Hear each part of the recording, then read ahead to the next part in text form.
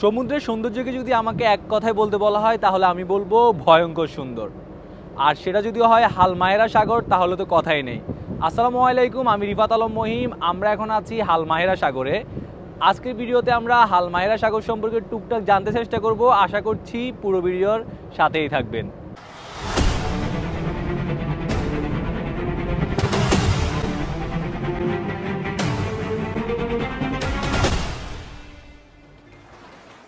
হালমাহেরা কি সুন্দর নাম, তাই না? এই সুন্দর নামটি এসেছে ইন্দোনেশিয়ার মুলুকু দ্বীপপুঞ্জের বৃহত্তম দ্বীপ হালমাহেরা থেকে। প্রাচীন মুলুকু ভাষায় হালমাহেরা অর্থ মধ্যভূমি বা বৃহত্তম ভূমি। তবে অনেক ইতিহাসবিদ মনে করেন হালমাহেরা শব্দটি এসেছে প্রাচীন আরবি বণিকদের কাছ থেকে, যারা এখানে ব্যবসা করত। তাদের মতে হালমাহেরা শব্দটি এসেছে আরবি আলমাহেরা থেকে, যার অর্থ অন্বেষণকারী বা দূরবর্তী স্থান। তবে এই ধারণার ভিত্তি কিছুটা দুর্বল। তো আপনাদের কাছে কোন ধারণাটি একটু বেশি অর্থবহ মনে হচ্ছে কমেন্ট বক্সে জানাতে ভুলবেন না।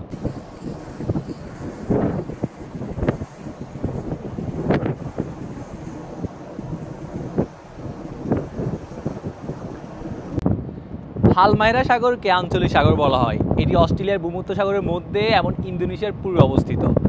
এটি ইন্দোনেশিয়ার গুরুত্বপূর্ণ সাগরগুলোর মধ্যে অন্যতম এবং এটি পশ্চিম প্রশান্ত সাগরের অংশ। এটি প্রায় ৯৫,০০০ বর্গ কিলোমিটার জুড়ে বিস্তৃত এবং এর গড় গভীরতা ২,০০০ মিটার। এই যে এটা হলো আমাদের জাহাজ, আর এখানে অরেঞ্জ কালার মার্ক করা যে এরিয়াটা দেখছেন এইটা হলো হালমাহেরা সাগর, আর এটা হলো পাপুয়া নিউ গিনি। আর এদিকটাতে রয়েছে বান্দা সি, আর এদিকটাতে রয়েছে আরাপুরা সি, আর এটা হলো হালমাহেরা দ্বীপ। এই হালমাহেরা দ্বীপের নাম অনুসারে এই সাগরের নামকরণ করা হয়েছে। দাঁড়ান আমি একটু আপনাদেরকে ঝুম করে দেখাচ্ছি। এই যে এটা হলো হালমাহেরা দ্বীপ।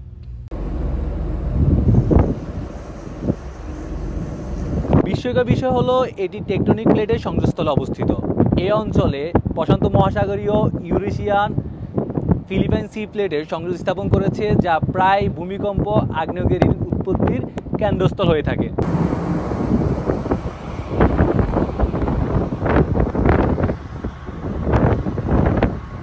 এখন জানা যাক এর জীববৈচিত্র্য নিয়ে।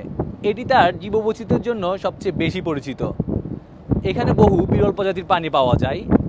বিশেষ করে এটি কোরাল ট্রায়াঙ্গেলের একটি অংশ, যা পৃথিবীর সবচেয়ে জীববৈচিত্র্যপূর্ণ সামুদ্রিক এলাকা। এখানে রয়েছে কোরাল রিফ। কোরাল রিফ হলো বিভিন্ন ধরনের স্নায়ুবিশিষ্ট জীবজন্তু যা স্বাভাবিক সৌন্দর্যের জন্য পরিচিত। এটি সামুদ্রিক বাস্তুতন্ত্র যা উপকূলীয় অঞ্চলের পরিবেশ রক্ষায় গুরুত্বপূর্ণ ভূমিকা পালন করে। এই কোরাল রিফগুলো উপকূলকে ঢেউ এবং বড় বড় ঝড়ের হাত থেকে রক্ষা করে। ইন্টারেস্টিং বিষয় হলো এখানে ডগং নামক একটি সামুদ্রিক স্তন্যপায়ী প্রাণী পাওয়া যায়, যা একদমই বিরল। রহস্যময় সাগরের তলদেশে বিভিন্ন গুরুত্বপূর্ণ ভূতাত্ত্বিক বৈশিষ্ট্য রয়েছে, যেমন গভীর খাত, সাবমেরিন পর্বতমালা, বিস্তীর্ণ সমভূমি, যা বিজ্ঞানীদের ভূতাত্ত্বিক গবেষণার গুরুত্বপূর্ণ অংশ।